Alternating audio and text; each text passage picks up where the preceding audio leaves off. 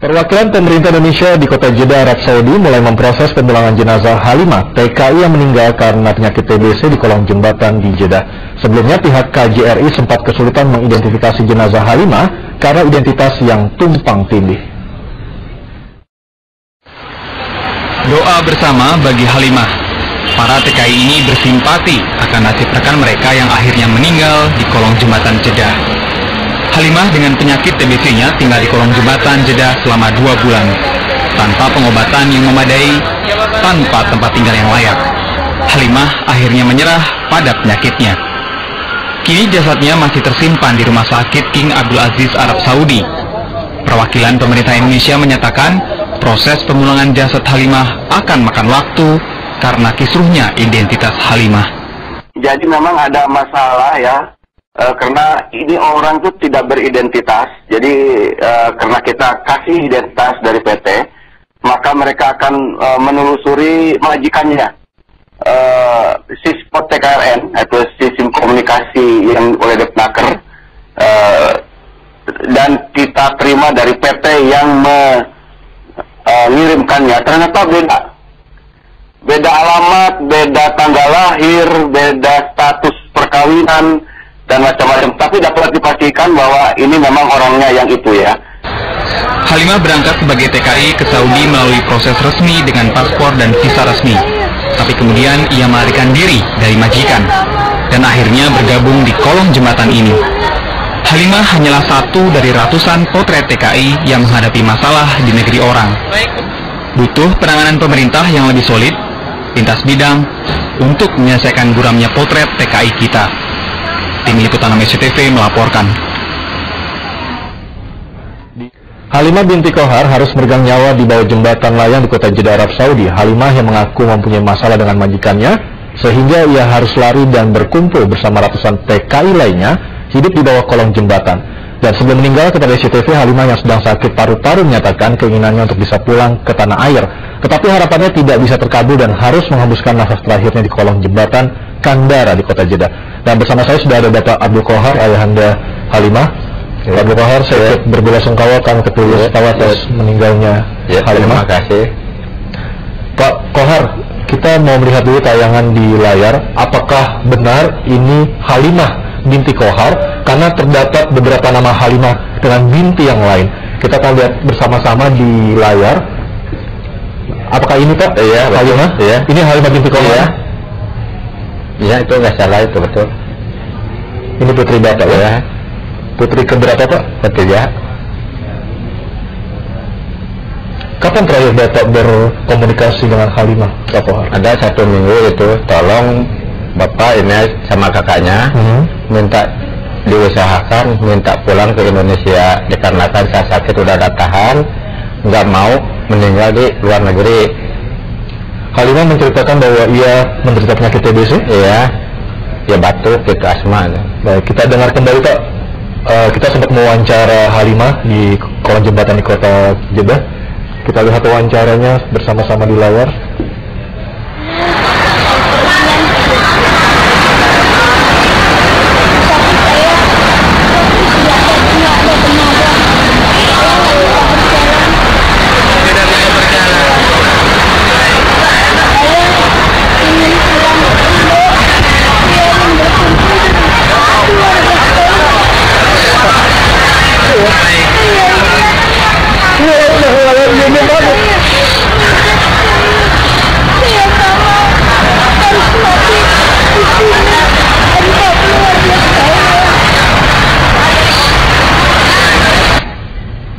Kalimat yang sama juga dikatakan Halimah ketika menelpon Bapak ya? Iya. 1 minggu sebelum Halimah meninggal dunia. Ada 1 minggu ya. Ya pokoknya ya sama pemerintah Indonesia, mohonlah dikembalikan ke Indonesia. Tolong pokoknya bisa, nggak bisa pokoknya minta dikembalikan. Apalagi saya udah terima kasih sama SCTV dapat kabar gini-gini, saya udah banyak terima kasih Pak. Ya, sebagian dari pekerjaan kami Pak sebagai wartawan. Udah terima kasih banyak gitu Pak. Pak Kohar, apakah Halimah ketika berada di Indonesia sudah menderita penyakit TBC, Pak Kohar? Udah, dulu itu pernah. Tapi udah diobatin, dia sembuh. berangkat lagi ke sana gitu. Tahun berapa Halimah berangkat? 2007. Ketika itu Halimah berangkat secara resmi atau hanya menggunakan visa umroh Pak Kohar? Resmi ada itu, ada nama majikannya, ada PT-nya itu.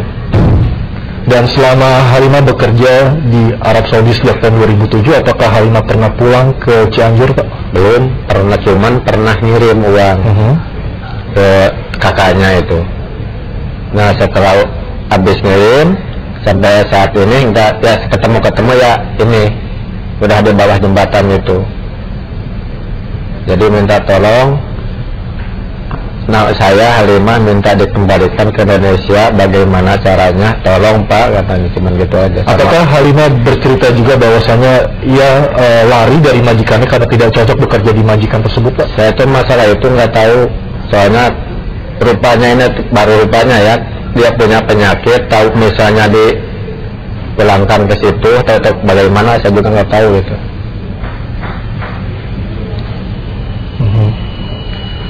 Apakah ketika Halimah ingin ke Arab Saudi, tentunya ingin mengubah kehidupan di Cianjur jadi lebih baik, apakah Pak pernah terbayang kalau akhir yang jadi seperti ini Pak Kohar? Ya rasanya kalau terbayang seperti ini ya enggak, rasanya ya yang melihat-lihat orang-orang gitu kan dapat rezeki dari sana gitu. Apa yang memotivasi Halimah ketika ia memutuskan untuk meninggalkan desa di Cianjur untuk bekerja di Arab Saudi? Apakah ia mungkin termotivasi tetangganya mungkin yang berhasil di Arab Saudi? Iya rupanya gitu.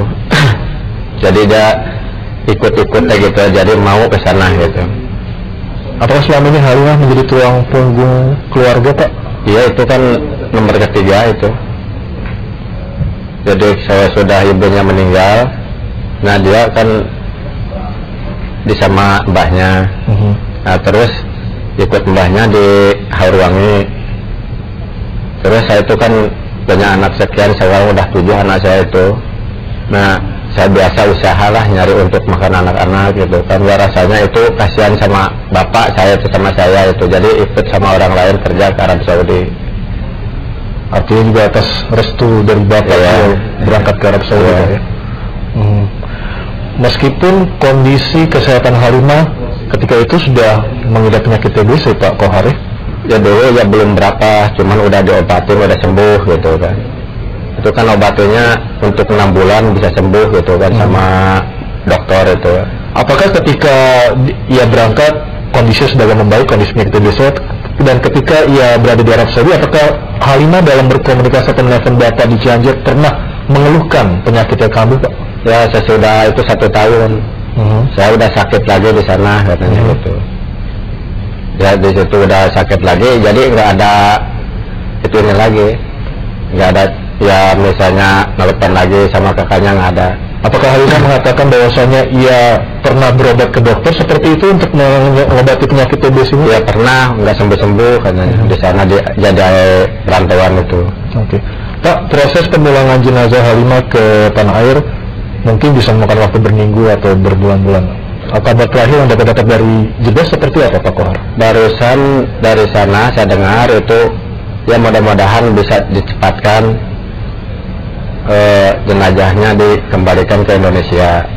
Saya juga tadi udah bilang itu mohon Pak diperhatikan bisa dikembalikan ke Indonesia. Bicara dengan siapa Pak? Tadi siapa itu yang dari konjen kita dari Arab Saudi ya? Iya. Oke. Kalau sekarang Halimah sudah tiada Pak, lalu siapa yang menjadi tulang punggung keluarga Pak Kohar saat ini? Ya sekarang udah siapa lagi Pak, nggak ada lagi gitu gini. Baik Pak Kohar, terima kasih atas waktunya di Liputan Petang. Sekali lagi kami berbelasungkawa Pak atas meninggalnya Halimah. Ya, terima kasih Pak, pokoknya semoga aja ini cepat dikembalikan sama pemerintah Indonesia. Pak Kohar, terima kasih. Ya, saya terima kasih sama SCTP sebesar-besarnya, sebanyak-banyaknya itu Pak. Baik, selamat sore Pak. Iya.